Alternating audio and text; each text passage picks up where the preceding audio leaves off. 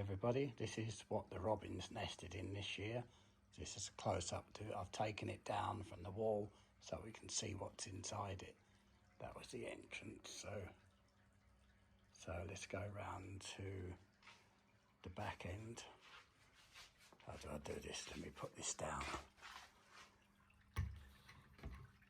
Try to do this with one hand. Let me turn it around.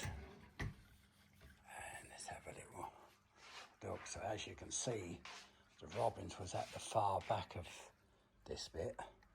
And it's almost like the front. I mean, how they got all that stuff in there, I don't know. That's like 8 to 9 inches long.